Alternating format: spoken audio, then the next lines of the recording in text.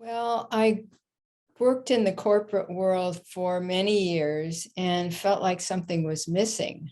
And in roughly 1981, I started working with Avon Madison, who wanted to found a nonprofit called Pathways to Peace. And it was amazing to get to know her and to learn about the field of peace building. And as luck would have it, that became my next career when I left the corporate world and wanted to do something meaningful. And it's been almost 40 years and I'm still going. I thought I was going to retire, but you just don't retire from a meaningful occupation and commitment. I grew up in San Francisco and I was an only child and I hated being an only child. And so over the years, I've adopted many sisters. And Avon and I became star sisters many moons ago. And that's what we always called ourselves. And we even wrote a book recently about our path as star sisters and our peace work. And so what that's meant for me is I've collected friends, I've collected family. I have a huge extended family. I got into working with my ancestry and creating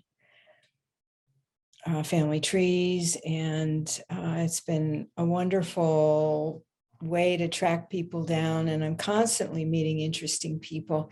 They used to call me the penultimate networker. This was before Facebook and all those things, because I collected people. I had business cards, flocks of business cards, but I stopped that a long time ago. But my Facebook page still shows dozens and dozens of people, hundreds actually, of people who I've known and cared about over the years. And so I've had a really interesting life.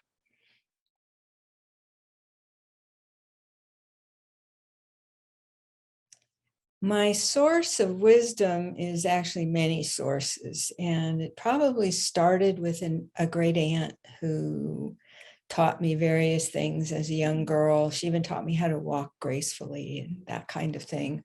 But I'm a good listener. And so I've picked up my wisdom over the years from the wise people that I've met, and particularly wise women who have touched me deeply. And in fact, I wrote a short book about the wise women who influenced me over the years. And there have been many. I worked with a number of women in the Action Coalition for Global Change, with which Pathways to Peace helped to start. And they were a great influence, Lucille Green and Lola Christoph and so on. And they've all passed on. And so Avon and I carried the flags after that, and then Avon's gone now. And so I have to rely on my own wisdom more and more. A lot of it comes from my spiritual practice, which is very eclectic. And I've had many teachers, and I still do. And I listen to a lot of meditations and programs to deepen my soul, and I do a lot of spiritual reading, and somehow I learn. The wisdom that I've had is not innate. It's come from my teachers, many, many teachers. If I look back on my spiritual practice over the years and all the workshops I did, I mean, it's been quite a wonderful life of learning. And I went to Cal Berkeley, and they have a motto in the business school. It says, "Students always," and I adopted that motto. I'm a perpetual student.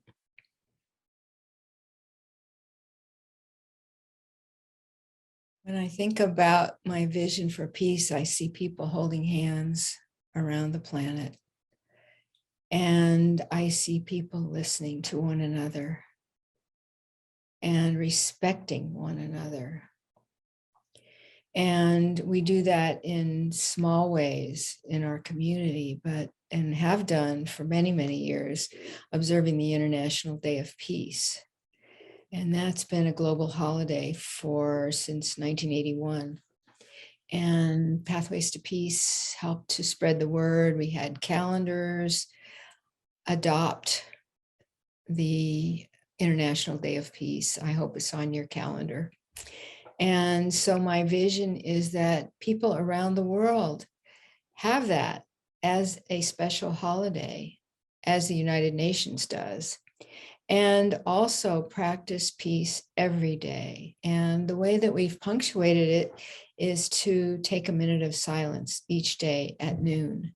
And that's a perfect reminder to be peaceful in our hearts and in our souls. And the lessons that I keep learning still is to wait a minute when I start to feel something that's not peaceful, and look inside and say, wait a minute, I can do this differently. And do my best to promote a peaceful attitude, peaceful stance, being open, being listening well, and respecting one another. And I think that respect, deep respect and trust is at the core of a peaceful life. Peace begins with me and you and all of us. And it's one day at a time.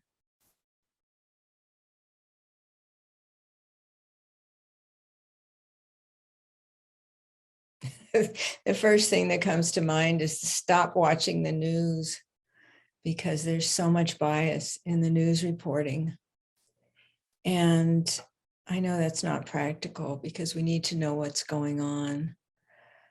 But we need to practice peace one step at a time, one day at a time, with each other, to respect other people, to honor the golden rule. Do unto others as you would have them do unto you. And go back to the things that we learned in childhood. Don't throw sticks at your friends. Practice each day. And at the national level, vote for the people who have peace in mind, who are committed to peace. And do vote, because that's our right.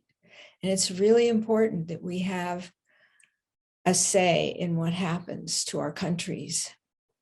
And it's hard to answer the question now because the world is pretty scary. And connect with your people that you know in other countries. Try to find people you don't know in other countries. Cross borders. Build bridges. And listen, listen, listen, and respect.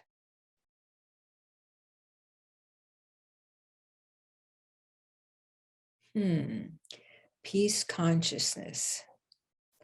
Well, I think it has a lot to do with love and opening your heart and being respectful, being peaceful.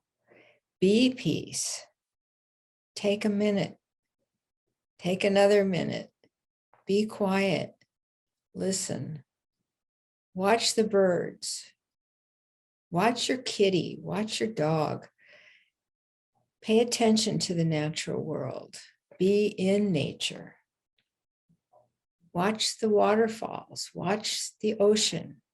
Whatever you have nearby, watch the trees sway in the breeze. Be peaceful.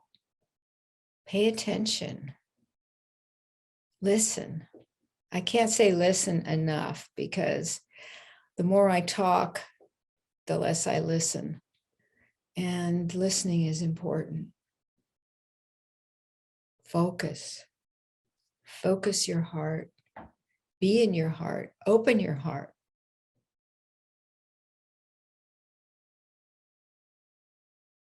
For future generations, they're so much wiser than I was, than my generation is. I have faith in the future generations. And they're coming up. They're listening. They have a vision. They're aware of the need to save our environment. They're careful. Keep doing what you're doing. Respect one another. Get active. Don't listen to what your parents taught you. Learn on your own. Listen to the good stuff your parents taught you about respecting the environment and studying, and keep up with your studies. Do what you can. Be kind to yourselves and each other, and have fun. Have good fun. Live. And know that you're going to be around for a long time. So do the right stuff. Take good care of yourselves and each other. Love one another.